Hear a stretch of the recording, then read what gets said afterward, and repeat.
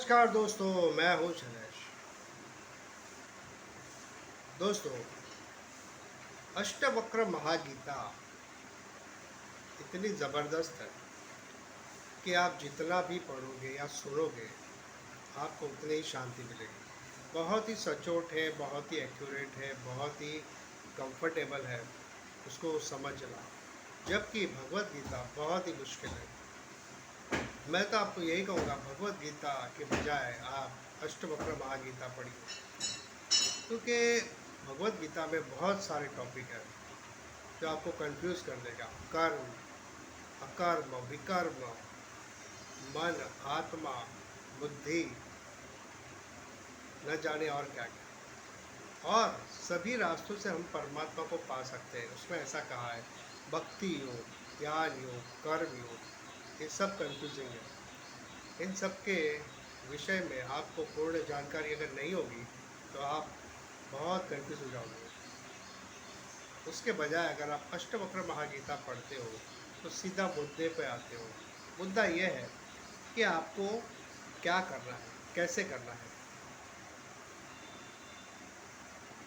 समझ में आई कि आपको कहाँ पे पॉइंट आउट करना है, वो अच्छे से बताया गया है।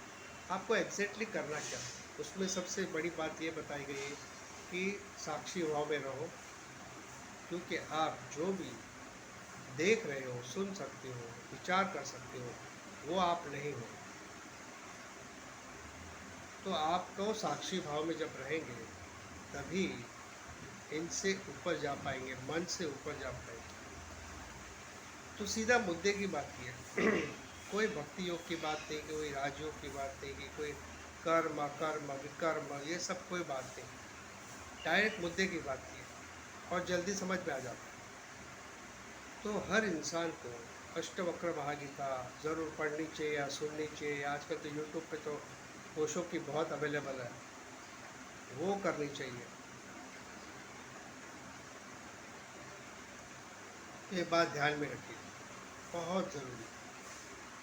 आपके सारे डाउट्स क्लियर हो जाएंगे। ये आध्यात्मिक लेवल की बातें हैं, ये सबको समझ में नहीं आएगी। लेकिन कहीं ना कहीं जब आप उदास हो जाते हो, डिप्रेशन में चले जाते हो, तो अष्टवक्र महागीता ज़रूर पढ़ो। अगर आपने नहीं पढ़ा तो सुन लो, सुनने में क्या जाता है। जीवन में आज बहुत ही तकलीफ होती है, हर इंसान प्रॉब्लम में, हर इंसान प्रॉब्लम। घर के प्रॉब्लम, बाहर के प्रॉब्लम, पैसों की प्रॉब्लम। तो कहीं भी कोई सुखी नहीं है, ना अमीर सुखी है ना गरीब सुखी है। लेकिन जब कभी आप अष्टवक्र महागीता को सुनते हो या पढ़ते हो तो एक शुरुआत हो जाती है स्वयं को जानने की। स्वयं की खोज बहुत ज़रूरी है। वही आध्यात्मिक जीवन है। अगर स्वयं की खोज नहीं की तो सिर्फ पढ़ते रहे, कुछ नहीं होगा। सारे गीता, कुरान, बाइबल, सबका सार एक ही है कि आपको साक्षी भाव में आना है। अगर आप साक्षी भाव में आ गए तो न सुख से कोई प्रॉब्लम होगा, न दुख सताएगा। तो ये बहुत ज़रूरी है, हर इंसान को ये बात समझनी चाहिए। और बाहर की जो भीड़ है ऑटोमेटिकली कम हो जाएगी। जो आप जाते हैं तीर्थ यात्राओं पे, चलो ठीक है, आपका घूमना फिरना हो जाता है, जवान हो, आप घूम सकते हो। लेकिन अगर ये नहीं जाना, ये टॉपिक नहीं जाना, तो सब व्यर्थ है, कुछ भी नहीं मिलेगा। साक्षी भाव में जब तक नहीं आओगे तब तक आप हमेशा दुखी रहोगे, चाहे आप गरीब हो, चाहे आप अमीर हो, इससे कोई फर्क नहीं पड़ता। साक्षी भाव ही बहुत इंपॉर्टेंट। साक्षी भाव यानी कि क्या? साक्षी का मतलब होता है स्वयं, देखने वाला, दृष्टा। दृष्टा कौन है? दृष्टा आत्मा है। देखने वाला जो है, जैसे कि मैं अपने हाथ देख रहा हूँ, तो हाथ तो मेरा ही है पर मैं देखने वाला हूँ। इस शरीर जो है उसको मैं देख रहा हूँ, अपने ही शरीर को देख रहा हूँ। मतलब मैं शरीर से अलग हूँ। कभी कभी अगर आपको फुर्सत में टाइम मिले तो अपने हाथ पैरों को देखिए, 2 मिनट 3 मिनट देखिए। आपको अंदर से ही फीलिंग आएगी कि मैं अलग हूँ, ये अलग है।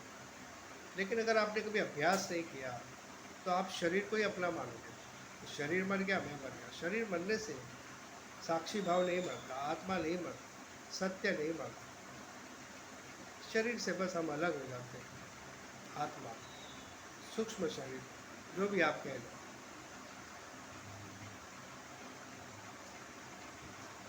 तो आज के वीडियो में इतना ही। ऐसे वीडियो के लिए लाइक और सब्सक्राइब ज़रूर करें। और हाँ, रोज़ थोड़ा सा ध्यान जरूर करें। अगर आप ध्यान करोगे तो ही साक्षी भाव को समझ पाओगे। अगर ध्यान नहीं किया तो नहीं समझ पाओगे, चाहे आप कुछ भी कर लो। ये इतना आसान भी नहीं है, इतना मुश्किल भी नहीं। बस एक कदम आगे बढ़ाओ, दो कदम आपके साथ ईश्वर है। जय हिंद, धन्यवाद।